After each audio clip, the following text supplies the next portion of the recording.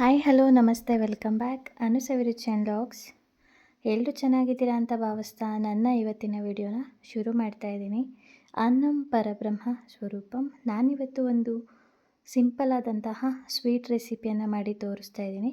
ತುಂಬಾ ಟೇಸ್ಟಿಯಾಗಿರುತ್ತೆ, ರುಚಿಯಾಗಿರುತ್ತೆ ಮತ್ತು ಆರೋಗ್ಯಕ್ಕೂ ಕೂಡ ತುಂಬಾ ಒಳ್ಳೆಯದು. ಆ ಥರ ರೆಸಿಪಿನ ತೋರಿಸ್ತಾ ಇದ್ದೀನಿ.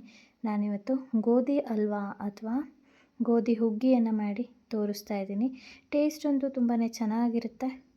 ಬನ್ನಿ ಯಾವ ರೀತಿ ಮಾಡೋದು, ಏನೆಲ್ಲ ಇಂಗ್ರೀಡಿಯೆಂಟ್ನ ನಾನು ಯೂಸ್ ಮಾಡಿದೆ ಅಂತ ನಿಮಗೆ ತಿಳಿಸ್ಕೊಡ್ತೀನಿ.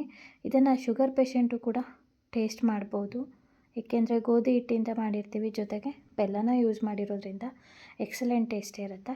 ನಾನಿಲ್ಲಿ ಒಂದು ಪಾತ್ರೆಗೆ 1 ಬೌಲಷ್ಟು ಗೋಧಿ ಹಿಟ್ಟನ್ನು ತೊಗೊಂಡಿದ್ದೀನಿ.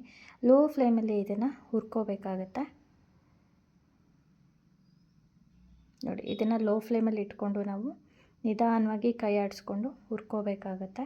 1 ರಿಂದ 2 ನಿಮಿಷ ಹುರ್ಕೊಂಡ್ರೆ ಸಾಕು.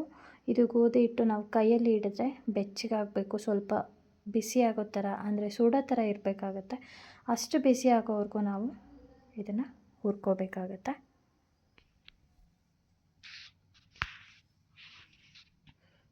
ಮಧ್ಯ ಮಧ್ಯ ಕೈ ಆಡ್ತಾ ನಾವು ತಿರ್ಗಿಸ್ಕೊಳ್ತಾ ಇರೋಣ, ಇಲ್ಲಾಂದರೆ ಒತ್ತಿಬಿಡುತ್ತೆ.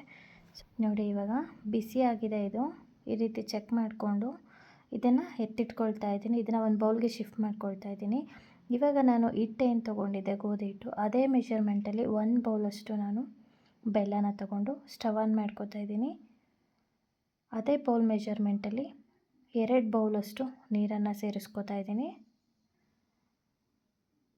ಬೆಲ್ಲ ಕರಗಬೇಕಾಗತ್ತೆ. ಹೊಸದಾಗಿ ಯಾರೆಲ್ಲ ನನ್ನ ಚಾನಲನ್ನು ನೋಡ್ತಾ ಇದ್ದೀರಾ, ಸಬ್ಸ್ಕ್ರೈಬ್ ಮಾಡಿಲ್ಲ ಅಂದರೆ ಸಬ್ಸ್ಕ್ರೈಬ್ ಮಾಡ್ಕೊಂಡು ನೋಡಿ. ಪಕ್ಕದಲ್ಲಿರೋವಂಥ ಬೆಲ್ಲೈಕನ್ ಕ್ಲಿಕ್ ಮಾಡಿ, ಆಲ್ ಬಟನ್ ಮರೀದೆ ಸೆಲೆಕ್ಟ್ ಮಾಡಿ. ನಾನು ಯಾವುದೇ ಹೊಸ ವಿಡಿಯೋ ಹಾಕಿದ್ರೂ ಕೂಡ ನೋಟಿಫಿಕೇಷನ್ ಬರುತ್ತೆ ನಿಮಗೆ. ನೋಡಿ, ಇದು ಬೆಲ್ಲ ಚೆನ್ನಾಗಿ ಕರಗಿದೆ. ಇವಾಗ ಇದನ್ನು ಎತ್ತಿಟ್ಕೊಳ್ತಾ ಇದ್ದೀನಿ.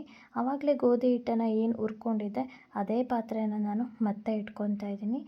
ಇವಾಗ 1 ಬೌಲ್ ಗೋಧಿ ಹಿಟ್ಟಿಗೆ ಅರ್ಧ ಬೌಲಷ್ಟು ತುಪ್ಪನ ಆ್ಯಡ್ ಮಾಡ್ಕೋತಾ ಇದ್ದೀನಿ. ತುಪ್ಪ ಕರಗಬೇಕು. ಇದನ್ನು ಅಷ್ಟೇ ನಾವು ಲೋ ಫ್ಲೇಮಲ್ಲೇ ಇಟ್ಕೊಂಡು ಮಾಡಬೇಕಾಗತ್ತೆ. ಇವಾಗ ನಾನು ತುಪ್ಪ ಕರಗಿ ಆದಮೇಲೆ ದ್ರಾಕ್ಷಿ ಮತ್ತು ಗೋಡಂಬಿಯನ್ನು ಸೇರಿಸ್ಕೊತಾ ಇದ್ದೀನಿ. ನೀವು ನಿಮ್ಮ ರುಚಿಗೆ ತಕ್ಕಂತೆ ಧಾರಾಳವಾಗಿ ಡ್ರೈ ಫ್ರೂಟ್ಸನ್ನು ಸೇರಿಸ್ಕೊಳ್ಳಿ. ನೋಡಿ, ಇದು ಸ್ವಲ್ಪ ಕಲರ್ ಚೇಂಜ್ ಆಗೋವರೆಗೂ ಫ್ರೈ ಮಾಡಿಕೊಂಡು ಒಂದು ಪಾತ್ರೆಗೆ ತೆಗೆದಿಟ್ಕೋತಾ ಇದ್ದೀನಿ. ತುಪ್ಪ ಕೂಡ ಕಾದಿದೆ. ಇವಾಗ ಇದೇ ತುಪ್ಪಕ್ಕೆ ಹುರಿದಿಟ್ಟಿರೋಂಥ ಗೋಧಿ ಹಿಟ್ಟನ್ನು ಸೇರಿಸ್ಕೊತಾ ಇದ್ದೀನಿ. ಇದನ್ನು ಚೆನ್ನಾಗಿ ಮಿಕ್ಸ್ ಮಾಡ್ಕೊಳ್ಳೋಣ ತುಪ್ಪದ ಜೊತೆ. ಇದು ತುಪ್ಪದಲ್ಲೇ 3 ರಿಂದ 4 ನಿಮಿಷ ಇರಬೇಕಾಗತ್ತೆ. ಸೊ ನಾವು ಕೈ ಬಿಡದೇ ಇರೋ ಇದನ್ನು ತಿರುಗಿಸ್ಕೋಬೇಕಾಗತ್ತೆ. ಇವಾಗ ನಾನು 3 ರಿಂದ 4 ಲವಂಗನ ಸೇರಿಸ್ಕೊಂಡಿದ್ದೀನಿ. ನೋಡಿ, ಗೋಧಿ ಹಿಟ್ಟು ಕಲರ್ ಕೂಡ ಚೇಂಜ್ ಆಗ್ತಾ ಇದೆ, ಗೋಲ್ಡನ್ ಕಲರ್ ಬರ್ತಾ ಇದೆ. ಸೊ ಇಲ್ಲಿವರೆಗೂ ನಾವು ಹುರ್ಕೋಬೇಕಾಗತ್ತೆ. ಇವಾಗ ನಾವು ಕರಗಿಸ್ಕೊಂಡಿರೋ ಬೆಲ್ಲ ಏನಿದೆ ಅದರ ನೀರನ್ನು ನಾನು ಈ ಪಾತ್ರೆ ಒಳಗಡೆ ಸೋಸ್ಕೋತಾ ಇದ್ದೀನಿ. ಗಂಟಂತ ಅನಿಸುತ್ತೆ ಹಾಕಿದ ತಕ್ಷಣ, ಗಂಟು ಆಗೋದಿಲ್ಲ, ಅದು ಚೆನ್ನಾಗಿ ಮಿಕ್ಸಪ್ ಆಗುತ್ತೆ. ಸೊ ನಾವು ಈ ಟೈಮಲ್ಲಿ ಕೈ ಬಿಡದೆ ತಿರುಗಿಸ್ಕೋಬೇಕಾಗತ್ತೆ. ಆವಾಗ ಗಂಟೆಲ್ಲ ನೀಟಾಗಿ ಕರಗುತ್ತೆ ಕೂಡ, ಗಟ್ಟಿ ಆಗ್ತಾ ಇದ್ದಾಗೆ ಗಂಟೆಲ್ಲ ಕರಗುತ್ತೆ. ಇದೇ ಟೈಮಲ್ಲಿ ನಾನು 1 ಸ್ಪೂನಷ್ಟು ಏಲಕ್ಕಿ ಪೌಡರನ್ನು ಆ್ಯಡ್ ಮಾಡಿ ಮಿಕ್ಸ್ ಮಾಡ್ಕೋತಾ ಇದ್ದೀನಿ. ಇವಾಗ ನಾವು ಚೆನ್ನಾಗಿ ಗಟ್ಟಿ ಆಗೋವರೆಗೂ ಕಲಿಸ್ಕೊಳ್ಳೋಣ. ನಾವು ಲೋ ಫ್ಲೇಮಲ್ಲೇ ಮಾಡ್ಕೊಳ್ಳೋದು ಒಳ್ಳೆಯದು. ನೋಡಿ, ಇದು ಗಟ್ಟಿ ಆಗ್ತಾ ಚೆನ್ನಾಗಿ ತಳ ಬಿಡುತ್ತೆ. ನೋಡಿ ಎಷ್ಟು ಚೆನ್ನಾಗಿ ತಳ ಬಿಟ್ಟಿದೆ ಅಂತ. ನಾವು ಈ ಪಾತ್ರೆಯಲ್ಲಿ ರೆಸಿಪಿ ಮಾಡಿದ್ವಿ ಅಂತ ಚೂರು ಗೊತ್ತೇ ಆಗೋಲ್ಲ, ಆ ರೀತಿ ಚೆನ್ನಾಗಿ ಬಿಟ್ಕೊಂಡು ಬರುತ್ತೆ ತಳನ. ಈ ರೀತಿ ಮುದ್ದೆ ಮುದ್ದೆ ಆಗಬೇಕು, ಅಲ್ಲಿವರೆಗೂ ನಾವು ಇದನ್ನು ತಿರುಗಿಸ್ಕೋಬೇಕಾಗತ್ತೆ.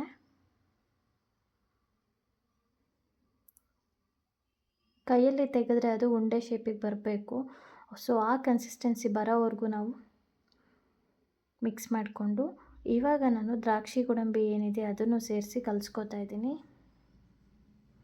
ಮತ್ತು ಇವಾಗ 1 ನಿಮಿಷ ಕಲಿಸ್ಕೊಳ್ಳೋಣ.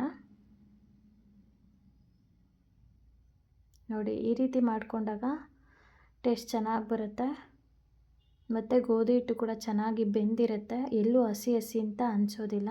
ಇವಾಗ ತುಪ್ಪದ ಪಾತ್ರೆ ಏನಿತ್ತು, ಮತ್ತೆ 1 ಸ್ಪೂನಷ್ಟು ತುಪ್ಪ ಇತ್ತು, ಅದನ್ನು ಕೂಡ ನಾನು ಹಾಕಿ ಈ ರೀತಿ ತುಪ್ಪನ ತೆಕ್ಕೊತಾ ಇದ್ದೀನಿ.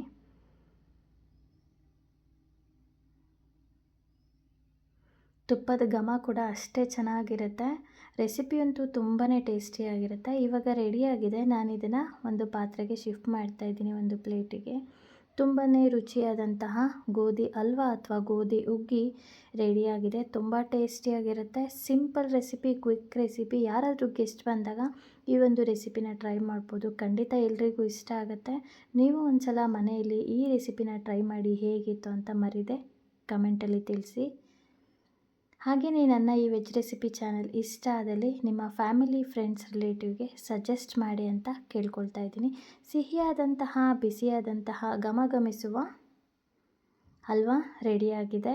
ಯಾವಾಗಲೂ ಕೇಸರಿ ಬಾತ್ ತಿಂತಾ ಇರ್ತೀವಿ, ಬಟ್ ಈ ಥರ ಒಂದು ಡಿಫ್ರೆಂಟಾಗಿ ಟ್ರೈ ಮಾಡಿ. ಹೆಲ್ತಿಯಾಗಿರುತ್ತೆ. ಸಕ್ಕರೆ ಬದಲು ಬೆಲ್ಲ ಯೂಸ್ ಮಾಡಿ. ತುಂಬಾ ಟೇಸ್ಟಿಯಾಗಿರುತ್ತೆ. ಖಂಡಿತ ಎಲ್ರಿಗೂ ಇಷ್ಟ ಆಗುತ್ತೆ ಅಂತ ತಿಳ್ಕೊಂಡಿದ್ದೀನಿ. ಮತ್ತೊಂದು ಹೊಸ ರೆಸಿಪಿಯೊಂದಿಗೆ, ಹೊಸ ರುಚಿಯೊಂದಿಗೆ ಮತ್ತೆ ಭೇಟಿಯಾಗೋಣ. Thank you. Take care. Bye.